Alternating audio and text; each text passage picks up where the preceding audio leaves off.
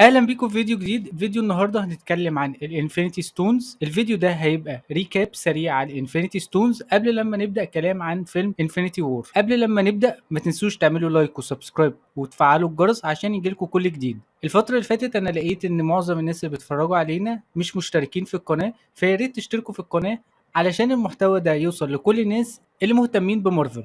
ويلا بينا نبدا الفيديو بسرعه. زي ما قلنا قبل كده ان اول ساجة هي مبنيه على الانفينيتي ستونز. طب ايه هي الانفينيتي ستونز دي؟ زي ما شفنا في فيلم جارديان اوف ذا جالاكسي، الكوليكتور كان بيشرح للجارديانز ان قبل الوجود نفسه كان فيه 6 سنجولاريتيز، وبعد كده بيحصل البيج بانج، وبدات ال6 سنجولاريتيز دول انهم يتضغطوا جوه احجار، كل حجر بيمثل جانب من جوانب الكون اللي هم الفضاء، الواقع، القوه، الروح، العقل، والوقت.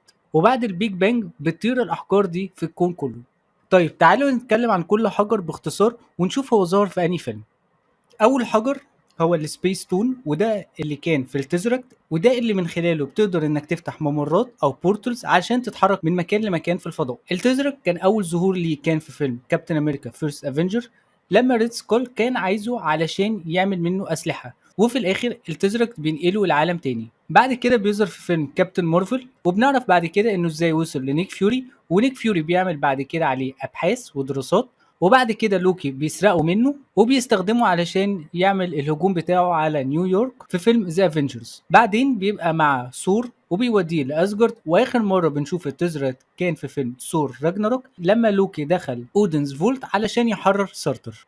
تاني ستون هي الرياليتي ستون او الايسر، ده حجر بيتحكم في الواقع، وده اللي شفناه في فيلم ثور ذا دارك وورلد لما دخل جوه جسم جين فوستر، وكان الدارك الف مالكس كان عايز يستخدم الحجر ده علشان يسيطر على العوالم كلها ويخليها ضلمه، وفي الاخر بيبقى مع الكوليكتور. تالت حجر هو الباور ستون او الاورب، وده حجر القوه، وكان ظهر في فيلم جارديانز اوف ذا جالاكسي، وكان رونان ذا اكيوزر كان عايز يستخدمه علشان يدمر شعب زاندر، وفي الاخر الاورب بيبقى مع النوفا كوربس في زاندر. رابع ستون هو المايند ستون، وده الستون اللي بيقدر انه يسيطر على العقل، زي ما ظهر في فيلم ذا افنجرز لما لوكي استخدم الستون اللي كانت في السبتر بتاعه علشان يخلي هوكاي وإيريك سيلفيك تحت امره. بعد كده بيظهر في الاندنج سين بتاعت فيلم كابتن امريكا ذا وينتر سولجر، وبنعرف ان هايدرا بيستخدموا السبتر ده علشان يعملوا عليه ابحاث، وفي الاخر بيبقى مع اولترون في فيلم افنجرز ايج اوف اولترون علشان يعمل فيجن.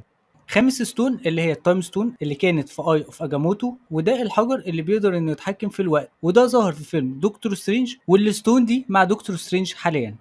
اخر ستون اللي هي السول ستون او حجر الروح، ده لحد دلوقتي محدش يعرف عنه اي حاجه، بس هتظهر في احداث فيلم انفينيتي وور. بس كده ده كان ملخص سريع عن الانفينيتي ستونز قبل لما نبدا كلام عن فيلم انفينيتي وور. لو عجبكم الفيديو دوسوا لايك وشير وسبسكرايب، واشوفكم في فيديو جديد. سلام.